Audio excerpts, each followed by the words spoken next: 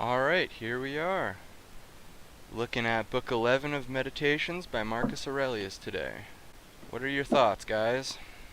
Kind of goes back to what we've been discussing the previous book, just about how we should all understand our own self and finding a true purpose, as well as being aware of others who may not align with ours. And there are many ways to differentiate. When you ask how a person's values don't align with ours, there are some chapters and there are some books that when I read, I can tell if they're going to be good for me or not. The beginning of book 11, I was sitting in a coffee shop sipping an Americano, and I could tell this is going to be good for me. I'm going to quickly quote to make an anchor for us, the first paragraph. These are the properties of the rational soul. It sees itself, analyzes itself, and makes itself such as it chooses. The fruit which it bears enjoys itself. For the fruits of plants and that in animals which corresponds to fruits others enjoy, it obtains its own end, wherever the limit of life may be fixed. Not as in a dance and in a play and in such like things where the whole action is incomplete, if anything is cut short, but in every part and wherever it may be stopped, it makes what has been set before it full and complete so that it can say, I have what is my own. I mean, you talk about the preservation process, and you ask yourself, and I don't mean to go down the rabbit hole, is every word that I read the word that Marcus Aurelius himself penned? So you talk about the unique individual soul with its own values. Are we reading the unique and individual values of Marcus Aurelius, or are we reading a very tame, diluted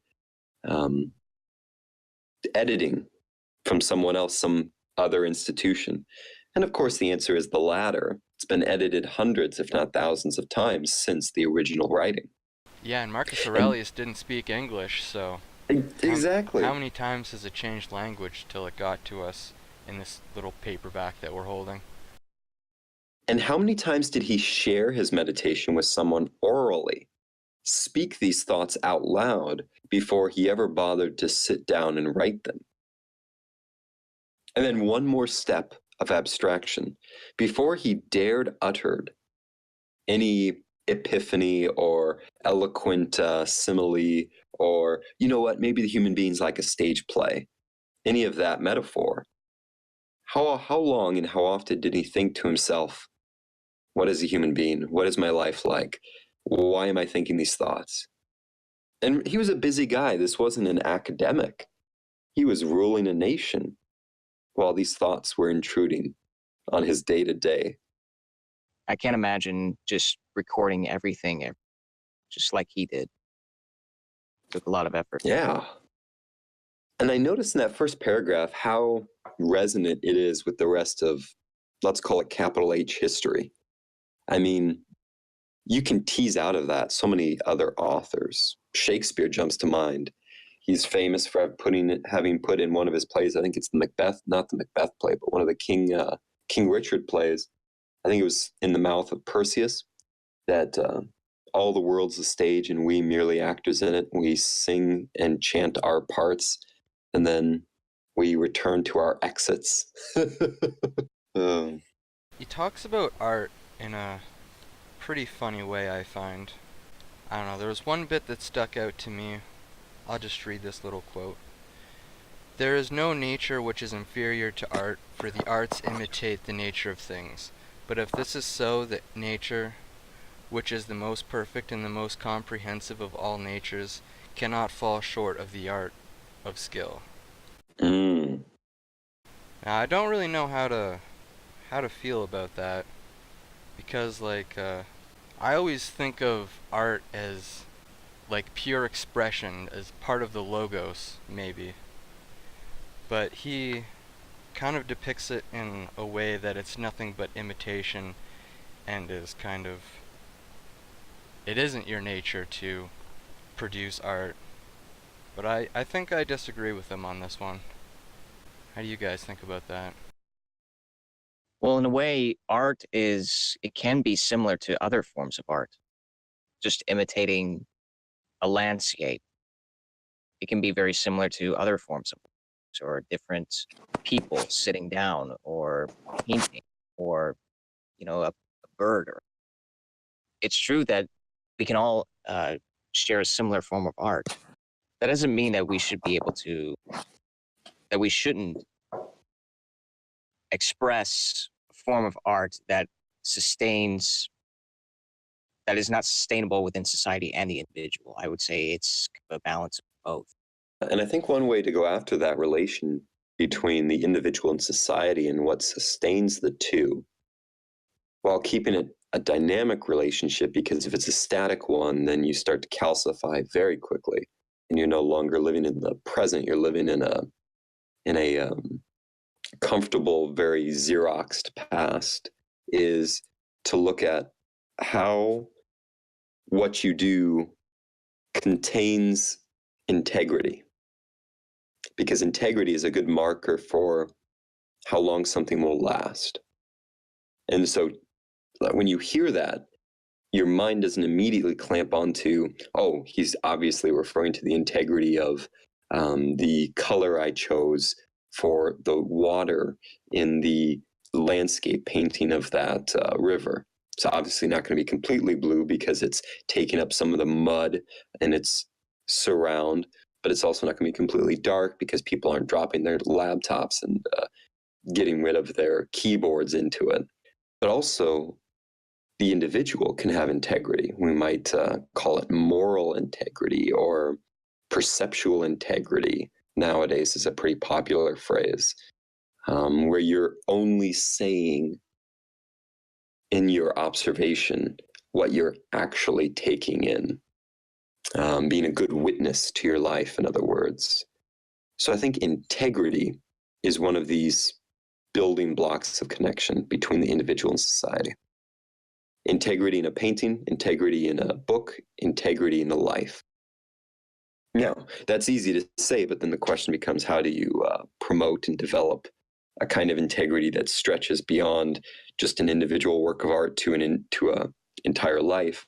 And I think he does address that. Now, Marcus Aurelius is by no means completely consistent to Ragmo's point, but I think he does address that question in this chapter, and particularly in the part where he asks, what is it to be good? So I'll read that. He asks the question, what is thy art? And something that jumps to my mind is immediately, back in the Greco-Roman times, the word art in Greek was the same word for virtue, arete. So I think it has built into it this pun, this natural pun of what's virtuous for the individual, but also what's virtuous for, if you have 5 different kinds of blades, which one is appropriate for this vase, this clay versus that piece of wood, that piece of marble, etc. Okay, so what is thy art? To be good. And how is this accomplished? Well, in other words, how do you become an integral individual?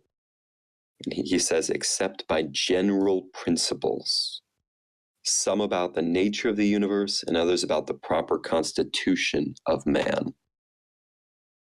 So he's talking about the macro, and he's talking about principles that are general. And I remember Jordan B. Peterson talked about multi-unit or multi-dimensional analysis, where if you want to test for the existence of something, you have to analyze it from multiple domains of, let's call it, science. So if you want to know if a personality trait actually exists in the world, you want to look at that trait, the supposed trait, from the lens of biology, psychology, sociology, literature, politics, and even make up some, just to see if it shows up as a marker in all those different domains, which have their own rules to play by. So too, when you put the same person in 100 different situations where he has the chance to lie or to do something sneaky, if he doesn't in most cases, well, then integrity's showing up. So too, like if you put the same book in 100 different people's hands, and maybe 75 of them say, yeah, there's something here, well, then there's something there. Yeah, for sure. And it's not always the same thing that you see that's there. Yeah, yeah, and then that becomes the problem of what is good.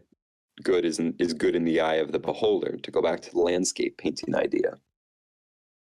But he wants there to be a kind of rationalism at play, at work, when defining what is good for the individual and for society. That's why he says general principles. And remember, he thinks the universe, nature, to use his language, is a totality. It's a wholeness. No part is missing, and no part needs to be readjusted or reacclimated to society. It's all harmonious.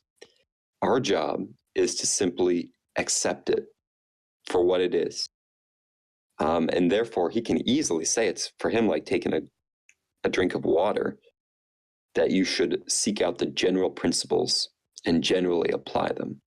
Whereas to someone who doesn't accept the universe in that worldview, it's a word perhaps full of sound and fury signifying nothing. General principles. He does have an interesting critique of the plays, stage plays during his time, where he says, and I'll quote him, "At first, tragedies." So I guess anyone who thought the Meditations was just a staid work of rational philosophy, they haven't read Marcus Aurelius deeply, because this guy was a attender of plays. But of course, he was attending those plays knowing in the back of his mind, I'm a Stoic. I look at the world rationally. How can I see this play, therefore, as a part in the larger drama? So he says, at first, tragedies were brought on the stage as means of reminding men of the things which happened to them, and that it is according to nature for things to happen so, and that if you are delighted with what is shown on the stage, and I think we can think of YouTube videos as modern instantiations of the stage play, you should not be troubled with that which takes place in the larger stage, human nature, the world, etc. For you see that these things must be accomplished thus, and that even they bear them who cry out, O city or place. And indeed, some things are said well by the dramatic writers, of which kind is the following especially: me and my children, if the gods neglect, this has its reason too. Wow. And then the last thing I'll say is he then compares that sort of tragedy where the people on stage take whatever will come to them, not as an incident, but as coincident with the natural and primal intention of the totality that they are just a part of. But he compares that with old comedy, which he says has a magisterial freedom of speech and has a plainness of speaking. So in that kind of play, the old comedy, the characters weren't aware of the totality of the universe, looking down at them, as it were, like the eyes of God. They were just regular Joes like you and me, and they had natural concerns like you and me. Where are we going to eat? Where are we going to go? How are we going to fix the car? It's a noble and worthwhile purpose. What do you guys think of the tree branch metaphor? He talks about a branch. Okay, he begins with the tree. And the tree, we see a lot of different things when we think of tree, right? The image is redolent with philosophical and literary implications. But if you were to cut off a single branch and then you change your mind and you try to graft that branch back on, you will succeed. 9 times out of 10, that branch will stick. But, and now he quotes a guy from an arboretum, when that branch sticks again, it will grow with the tree, but it will not grow at the same rate as the other branches. It will grow slowly, it'll grow faster, because by now it has a mind of its own. Since it cut itself off for a time at a formative year from the other branches in the same trunk. And he likens that metaphorically to the individual's relation to society. And I think of this particularly since my parents got divorced when I was 8. We are meant to be, from the Stoic point of view, in social relation. There's no two ways about it. We are here naturally to be part of the universe and to accept our fate.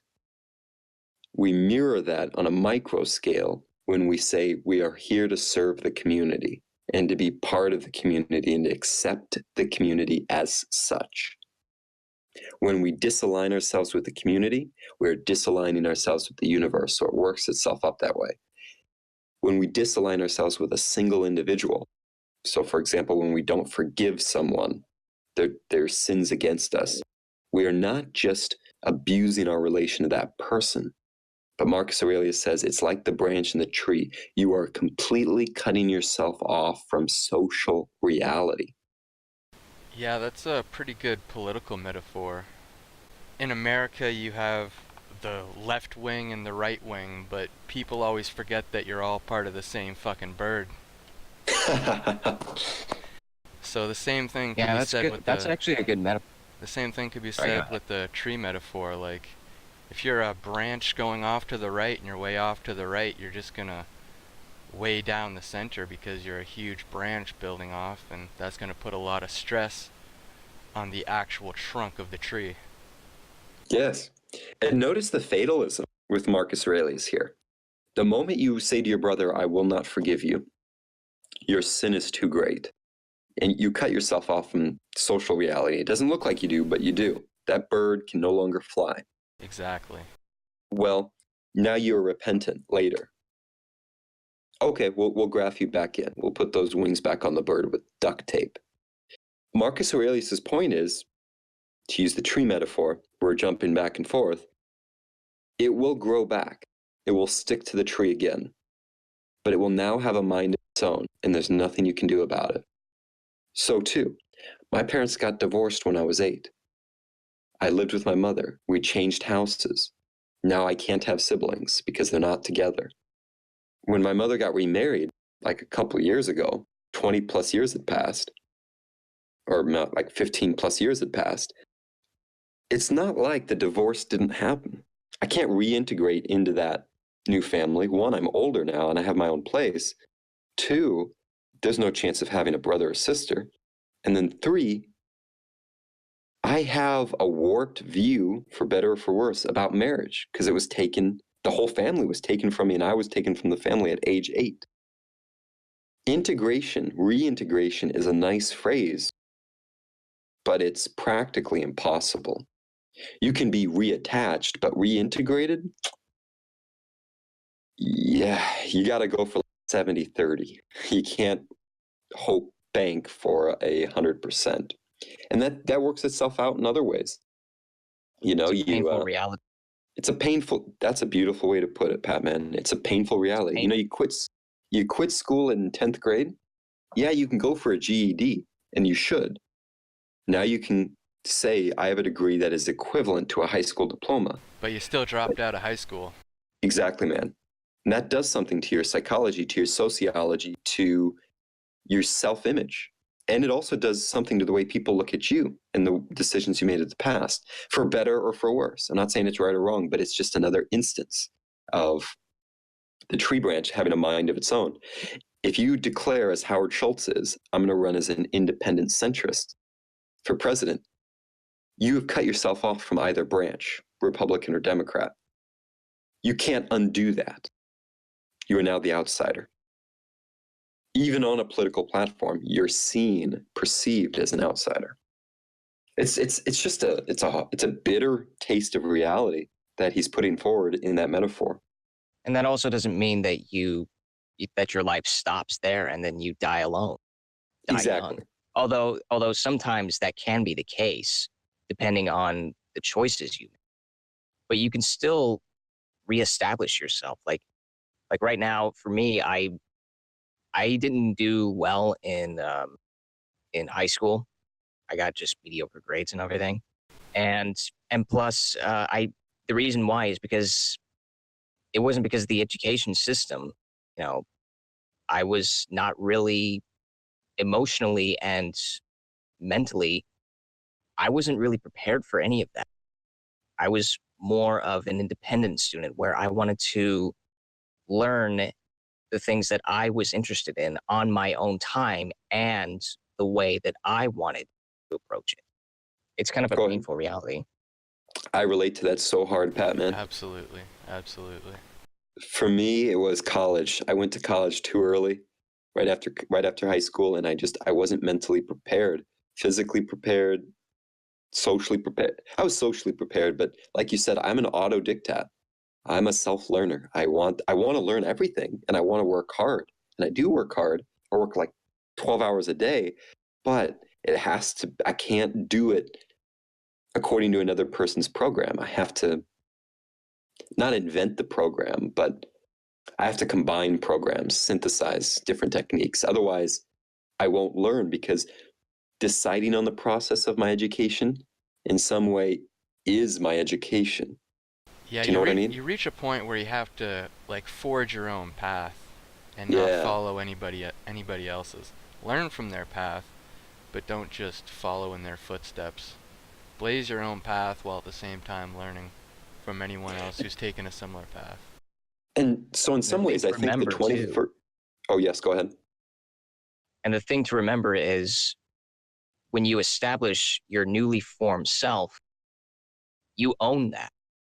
And you cannot you cannot blame it on anyone else just because you are a new self. That's on you.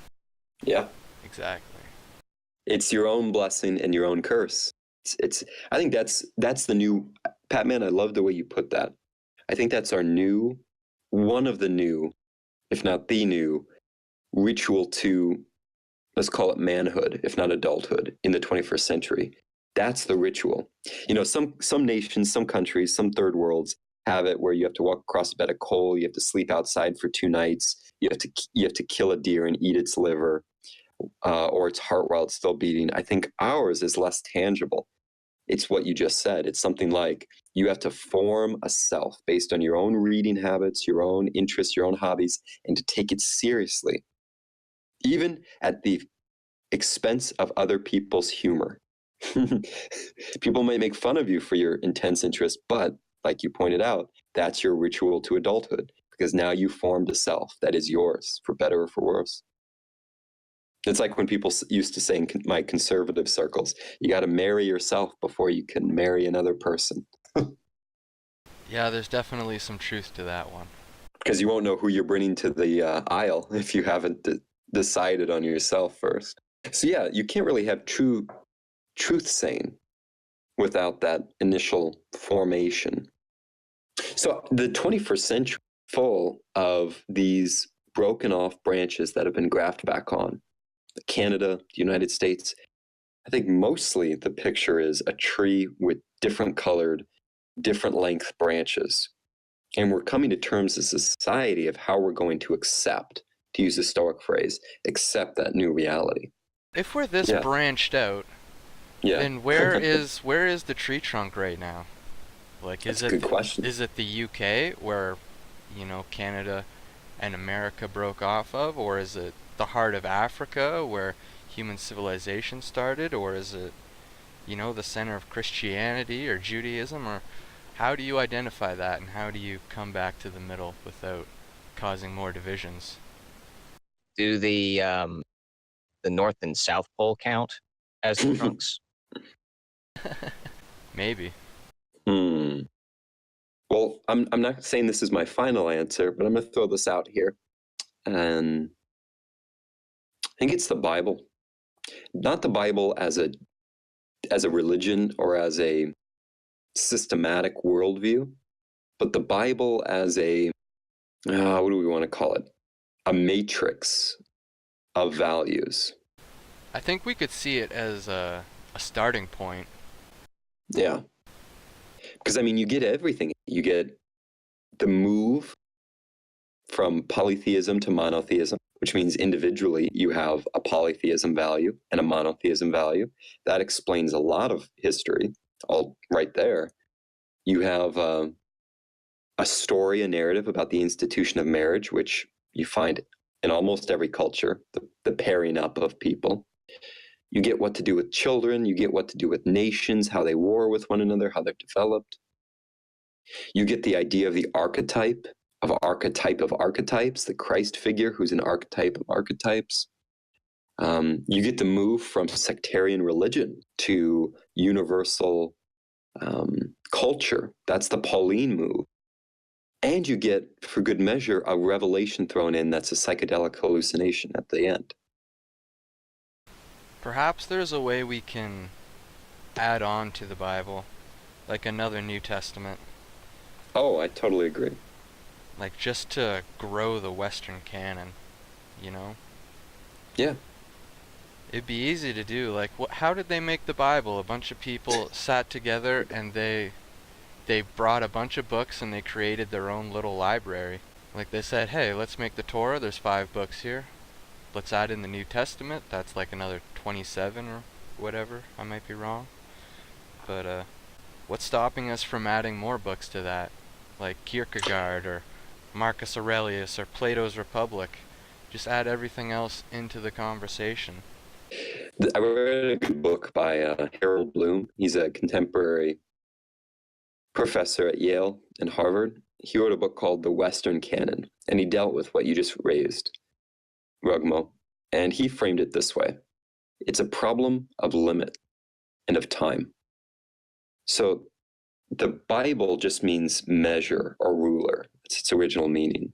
And that's where we get the word canon from. A canon is just a agreed upon list of books that a person should read from cradle to grave.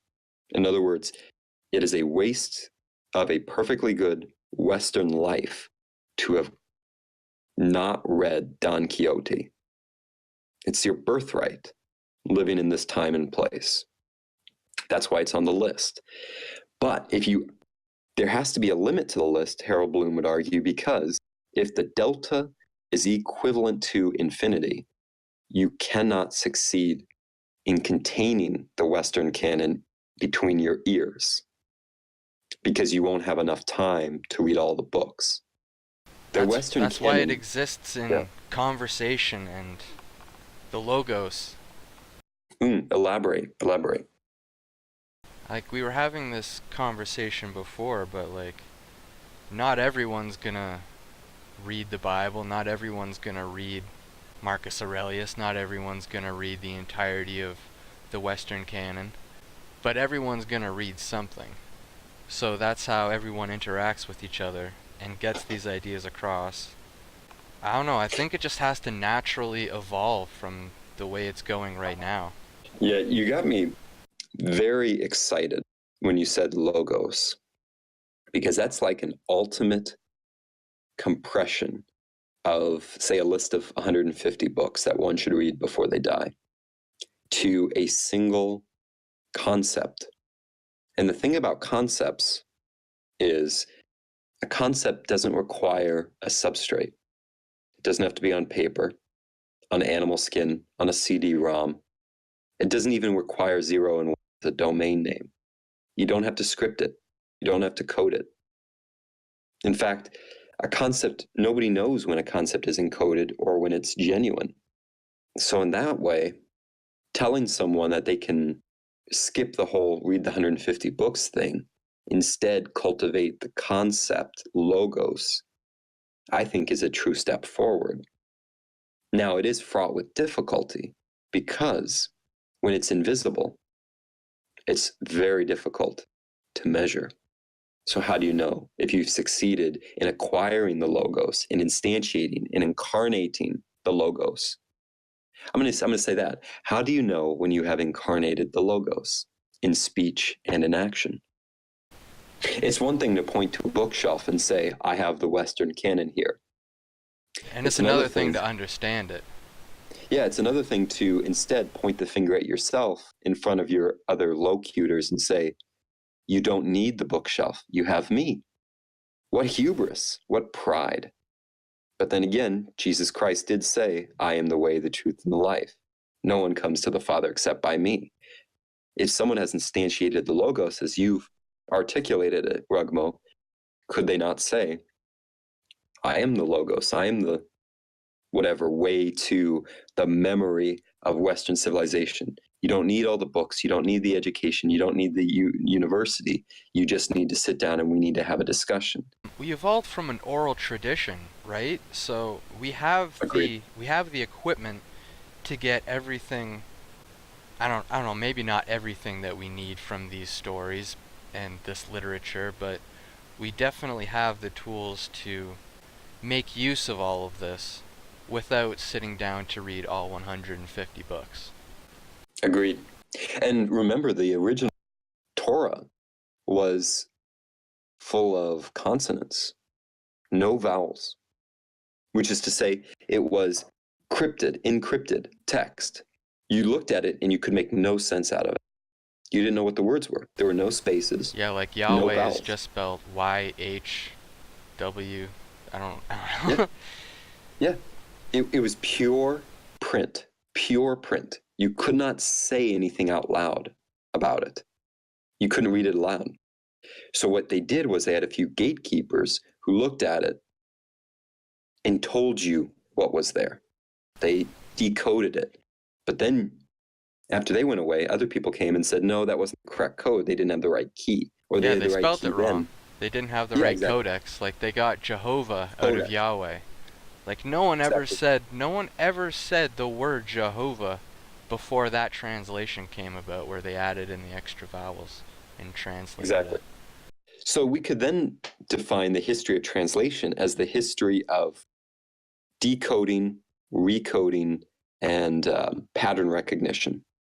Now, if we extrapolate from that pattern recognition, we get somewhere close to your concept of the logos, because it's much faster to articulate a pattern that someone can fill in the blanks of than to sit them down and to walk them step by step, cross T by dotted I, the history of quantum mechanics.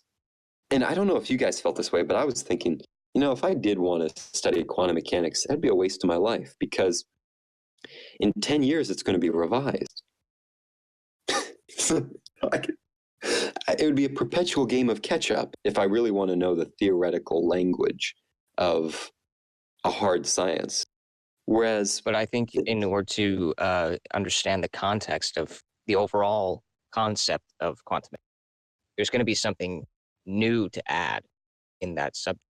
And that means you have to go all the way back to the introduction of quantum. And it's important not to let pride get in the way of any of that. Like always be open to nuance. Oh, absolutely. And there's a good passage in this book, if I could just say real quick, because I don't want to come across that I was trying to be prideful by saying, oh, people can just do things half and not full. What I meant to say was, taking quantum mechanics as an example of, if you have this down pat, you really know something. Well, it's a scientific theory, so it's going to be revised. Yeah. Just like Newton was revised. So if you study it and now you think, I know the answer, that's a form of pride. You can say you think you know, but you can't say you know. Exactly. But there's almost more danger in studying something like that if you're not at the professional level. In other words, if you're not doing R&D in it, if you're not at a university, there's almost more danger in studying it on your own, because you can't possibly do it justice on your own. And even to spend all the time on it, you want to justify to yourself that you have learned something real about it. And if not pride, there's some delusion there. So that's what I was trying to convey. Yeah, I completely agree. And there's a couple lines that I wanted to bring up from Book 11. And one is, men despise one another and flatter one another, and men wish to raise themselves above one another and crouch before one another. So I see that one as kind of like a natural kind of impulse towards hierarchy, but also like a warning against pride in this kind of context. There's something beautiful about this concept of logos. And it goes back to pattern recognition and then pride. So if you can recognize the pattern and share it with others in the form of speech, but you do it without trying to hit them over the head with data, you allow them the freedom to fill in the blanks. then you can have a conversation where it's, oh, you filled in that blank, let me fill in this one. Let me give you some more blanks to fill in. Can I have some blanks to fill in? And then people, without finishing each other's sentences, get to finish each other's ideas. And nothing resonates more with you than when you like connect a dot yourself or fill in a blank yourself. That's more valuable in my opinion than when you just read something and you're like, oh man, that makes so much sense. But when you come to the conclusion yourself, and when a writer writes in such a way that allows you to come to those conclusions yourself and not hit you over the head with it, I think that's where the real value is. Likewise. I guess it's one of the reasons books have went from huge paragraph-long diatribes to the short bursts of action. If you take a page from Moby Dick and compare it with Lee Child's Jack Reacher series paragraph, you're going to see a night and day difference. And one's not better than the other, but they do show how our expectations of literature have changed. It's very much like you said, and we don't need to be hit over the head with 10 words for when we can make do with one. We like minimal intrusion of words on the page in a book. As a general principle, people seem to like that, like there to be less intrusion than more. Yeah, the subtlety of it.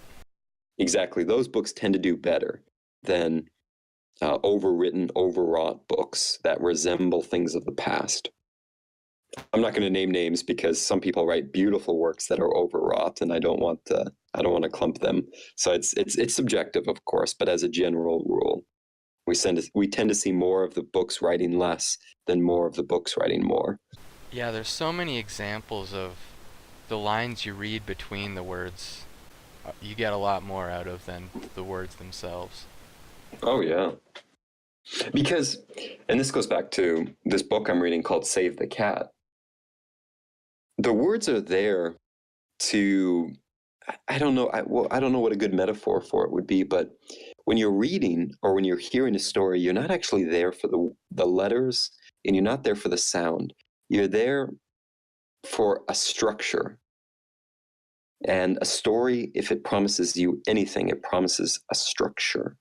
And that structure is something that we need deep down to cope with the world in its maniacal chaos.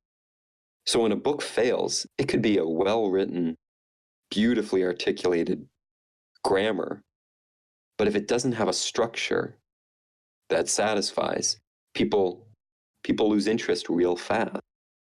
It needs to be relatable. Yeah, and it's such a mysterious thing where that structure comes from. It's very difficult. Yeah, relatable is a big one.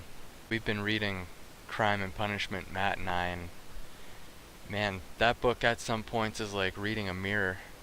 Yeah, it is. That's a good way to put it. Reading a mirror. Yeah, exactly, man. That little anti-hero rascal. I see myself in more than his hand. Yeah. So back to meditations. I had 2 more lines written down. The Pythagoreans bid us in the mornings look to the heavens, that we may be reminded of those bodies which continually do the same things and in the same manner perform their work, and also be reminded of their purity and nudity, for there is no veil over a star. Yeah, that was a good one. It's amazing how one allusion chain links to the next, because Jesus said, nothing that is whispered in an ear will not be shouted on a rooftop, and you cannot light a lamp and put it under the table. It belongs on top of the table for all to see and to see by. I mean, it's the same thing as saying don't put a veil over the star. Something which has inherent light must be exposed. It's almost like a reverse of the totalitarian exposing the one who hasn't acclimated or adjusted to their regime or society. It's a benevolent form of exposing the hero instead of exposing the traitor. Light is a very interesting phenomenon. It's something that shines, right? It's something that is always outside its contour. Yeah, a rock. It reminds me of the free speech metaphor of sunlight is the best disinfectant. Yeah. Yeah. And just the purity and nudity metaphor, just let it all out. Just bear everything on the table. Speak your truth. And the thing is, the wider the broadband for this light, the less it will burn. That is, if you diffuse sunlight, if you diffuse the truth, if you're always telling the truth, it comes in micro packets that are bearable to those around you and tolerable to yourself. But if you bottle it up over time and then you're given a moment where it can escape through a crack called your mouth, it will come out as such an intense ray, it will not be dissimilar to a laser, and it will destroy everything in its path. That's where you get the family at dinner, say at Thanksgiving, they met once a year, and now everything's flying out of their mouths. Every secret, every rage, because they bottled it up for 364 days. What was the other quote? I was going to bring up the last paragraph in the book. Socrates used to say, "What do you want? Souls of rational men or irrational?" The reaction, souls of rational men. Of what rational men, sound or unsound? The reaction, sound. Why then do you not seek for them? Because we have them. Then why do you fight and quarrel? Man, if everyone was a Stoic, we would have no skyscrapers. We would have no pyramids. We would have no Leonardo da Vinci's. I don't. It would be a very simple life. I don't even know if we'd have a compass. But we might have peace. That's what I'm saying. You know, at what cost do we enjoy the affordances of capitalism, of innovation, of the mad scientist, of the genius? At what cost? You know? I feel like the limitations of the Stoic are like they live their lives like a wolf, you know?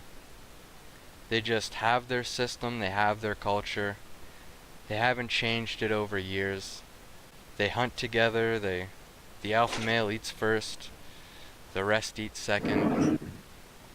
You know, they take care of their women, and they just live as wolves. And I think that's the main inspiration for the basis of Stoicism, just live like an animal. Do what's in your duty and nothing more. I know we're not on the last chapter, but I've read the last chapter, and when I heard what you just said, I say to myself, that's what's unsatisfying and ultimately untenable about the Stoic worldview to me. I can't live that way. I couldn't live that way. I agree.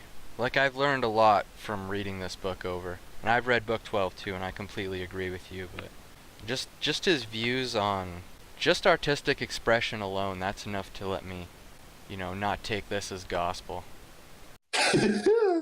But you know what?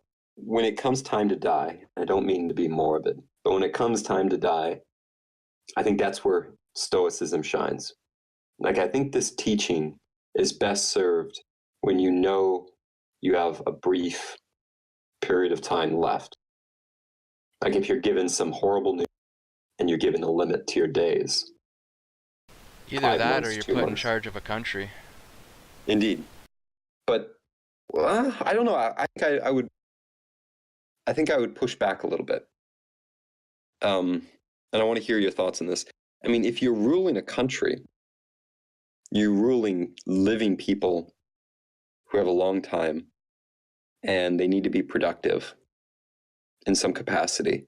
I don't think Stoicism applies, because you would tell people to just get out of each other's way and go about their own business.